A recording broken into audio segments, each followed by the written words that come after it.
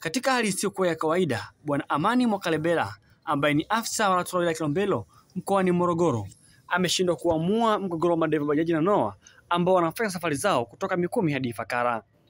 Wakizungumza katika mkutano maalum ulioandaliwa na mamlaka ya udhibiti usafiri wa ardhi, baadhi ya madereva wa bajaji wamesema kuwa wamekiri kuwepo kwa sheria ambazo ameziweka mwenyewe bila kufuata taratibu, pia ushauri wa madereva hao, hali ambayo imezua mgogoro uliodumu kwa muda mrefu kati ya madereva bajaji na Noah, huku wakidai kuwa sheria zilizowekwa zinawakandamiza na kuwaumiza licha ya kuwepo kwa Noah 7 tu katika barabara hiyo na bajaji zaidi ya 500.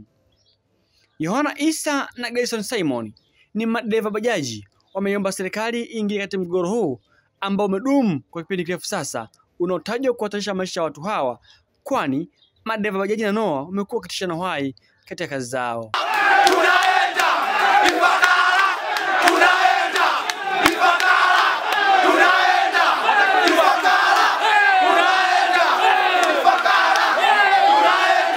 Ifakara. Mimi kama kiongozi na mwenyekiti wa bajaji Ruaha, kupitia bajaji zangu za Ruaha, Kidatu, Mang'ula na Mikumi, tunapitia changamoto ya barabarani kutokana na jiografia yetu ya barabara ilivyo. Tunaiomba serikali tukufu juu kule kama wanatusikia. Madereva bajaji bonde letu tunatumia njia moja, Mikumi kuelekea Ifakara. Lakini hii miongozo ya LATRA inakuja kutubana sisi kwa kutuambia tuwe na kilomita 15 ambapo ni eneo fupi sana kuweza kuoperate bajaji 500 ambazo zinapatikana katika eneo hili. Kwa hiyo tunaomba viongozi kama wanatusikiliza huko juu waweze kutuachia uhuru tuende kufanya kazi kama tulivyofanya awali. Kwa hili ambao wanakuja nalo leo haliwezi kufanikiwa. Wananchi hao wametafuta ajira wenyewe, vijana hao wanajitafutia wenyewe. Tunaomba watu waende kufanya kazi, mtu aliyekuwa Ruaha aende Mikumi, aliyekuwa Mikumi aje Ruaha, aliyekuwa Ruaha aende Kidatu mpaka Mang'ula, na aliyekuwa Mang'ula aende mpaka Kiberege hadi Ifakara. Lakini swala hili la kutuambia kwamba tuanze kuwekeana mipaka, bonde letu ni bovu, huku chini ni miwa, juu ni mlima. Hatuna sehemu yote ya kupeleka bajaji. Basi hizi bajaji kama vita zipaki tuwe wezi. Lakini kwa mfumo huo hatoweza kukubaliana na hili swala. Miongozo iende ikae chini tena, wajadiliane, waangalie namna gani ambapo wanaweza kuja na mfumo mzuri na sahihi, na mifumo hiyo watushirikishe kwa sababu sisi ndio tunaofanya swala hili la kuendesha hizi bajaji. Kwa majina naitwa Baraka Charles Maile, ni mwenyekiti wa stendi ya Kona. Mimi kwa maono yangu, kwa sababu LATRA wamesema kwamba amekaa vikao vingi kwa kuchukua maoni, lakini baada ya hapo ule mwongozo nataka kusoma leo hajashirikisha viongozi wala hajashirikisha wadau madereva wanaoendesha hivi vyombo vya moto. Kwa haitakiwa kabla ya kusoma mwongozo, haitakiwa watu waupitie kwanza. Sasa watu hawajaupitia na wanajua kabisa kwamba mwongozo unakwenda kuwakandamiza. Sasa na ndio maana nakuta kikao hiki hakijaenda kufanikiwa. Kwa tuwashauri serikali kama kuna uwezekano wa kubadilisha vifungu vya sheria, tukubaliane na maendeleo yanavyokuja. Kuna wengine wanaumia, kuna wengine wananufaika. Bajaji zimeshakuwa nyingi, huwezi kuzuia watu 700 kwa watu 5. Kwa lazima ujali watu walio wengi. Kama jinsi Noah zilivyozitoa Suzujana Fujama zimekubali, basi na wao wakubali. Ikiwezekana mabosi wao wauze Noah, wachukue bajaji. Kinachotakiwa ni riziki zikipatikane.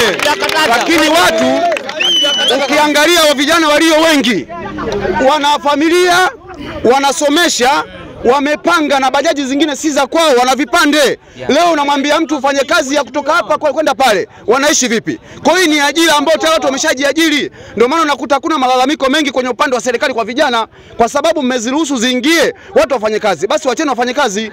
Jina naitwa Hairini Mwanga, ni dereva wa bajaji wilaya ya Kilombero. Tuna changamoto kubwa hususani matrafiki. Matrafiki kwetu ni changamoto. Yaani faini zimekuwa ni nyingi.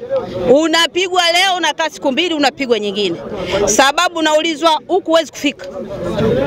Yaani ukisema huwezi kufika, maana unanipangia sasa nitoke Ruaha niishe Kidatu.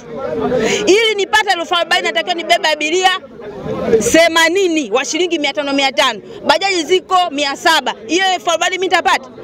Kwa hiyo ombi langu kwa serikali, vijana tuko moto, vijana tupoi. Mimi ni mama mwenye watoto 3, bajaji popote nitaingia. Na nikipigwa faini safari, yani kuanzia kesho, manake niko Ifakara Kikwawila pale. Si mmoja kwa mwenyekiti wa bajaji wanaingia pale. Hii ifike kikomo, Noah watafute njia. Barabara nyingi za vumbi. Ukihitaji lami lazima utataka maendeleo. Bajaji wewe. Hamadi Mtolele, mwenyekiti wa bajaji Kidatu. Mimi langu ni dogo tu. Watu wa LATRA waache kufanya kazi kupitia kushawishiwa na madereva wa Noah. Wafanye kazi kama ilivyo. Salum Rajabu Menya, mimi ni dereva wa bajaji natokea Mikumi. Tumefika hapa kwa wito ambao tulikuwa tumeitwa na viongozi hawa wa LATRA, tukitegemea kwamba leo tutapata mwongozo ambao ni mzuri zaidi wa kutorudia vikao hivi tukio tunaitwa mara kwa mara.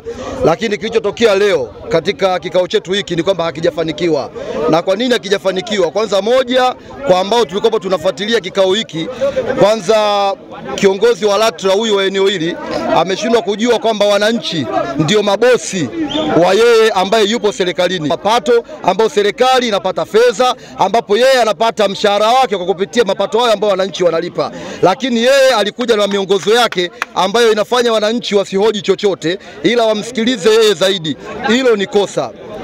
Sasa wananchi wanahitaji kujua ni mwafaka gani ambao utafikiwa, kwa sababu yeye mwenyewe kwa maneno yake amejiridhisha kabisa na kusema kwamba bajaji au madereva wa bajaji sisi hatuna tatizo lolote, kila kitu kipo vizuri na tulikubaliana na kila kitu. Ila yeye kwa nini amekuwa hatoi miongozo mizuri ya kuweza kulifikia hili jambo? Tunataka tumtegemee kitu kimoja, next time aje na majibu ambayo yatatufanya sisi watu wa bajaji tuwe free zaidi, kwa sababu hatuna changamoto yoyote. Sikia amesema ameshafanya vikao maeneo tofauti.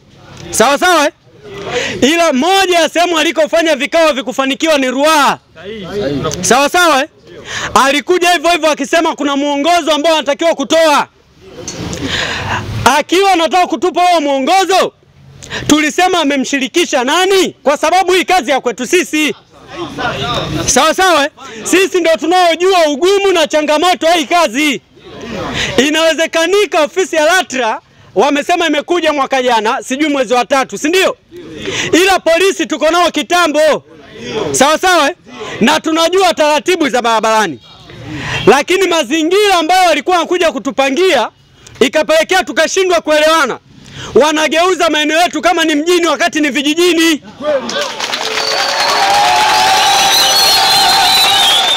Tulia. Awi. Sikilizeni. Awi. Iko hivi. Inawezekanika hizi kazi tunazalauliana, na kipindi anakuja Mwakalebela pale Ruaha, na mimi nilikuwa dereva kama nyie, sasa hivi ni mwenyekiti wa kijiji Nyamvisi, mdogo kabisa, nawakilisha hata nyie. Kwa hiyo tunachotaka kumwambia afisa, vikao vyake vingi vimekuwa vifanikiwi kwa sababu anapanga mipango ofisini, anakuja kutuelekeza uwanjani.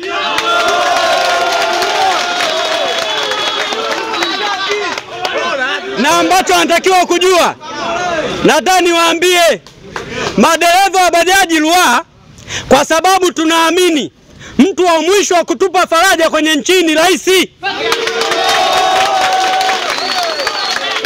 Na ambacho anatakiwa kujua, tulitafuta msaada tukupata kote alikotaja. Tukaamua tuandike mabango na tukasema sisi tunataka rais asome. Kwa nini walituzuia mbele ya rais kama wako sahihi? Sasa mimi kama ofisa wa eneo hili jambo nimelifanya kufikia hapa nilipofikia. Na leo kabla sijatoa mwongozo, upinzani umekuwa ni mkali sana.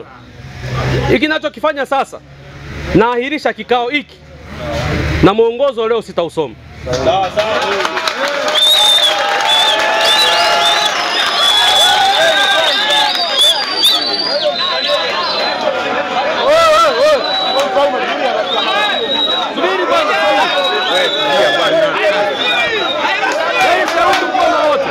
Tubebe vitu tuondoke. Mheshimiwa, inaonekana wingi wangu na mnaita kikao. Wewe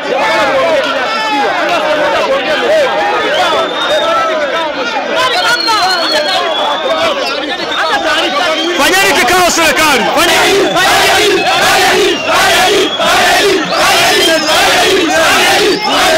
Kutoka hapa kata ya Mwaya, wilaya ya Kilombero, mkoani Morogoro, mimi ni Pascal Yasi na hii ni PTV.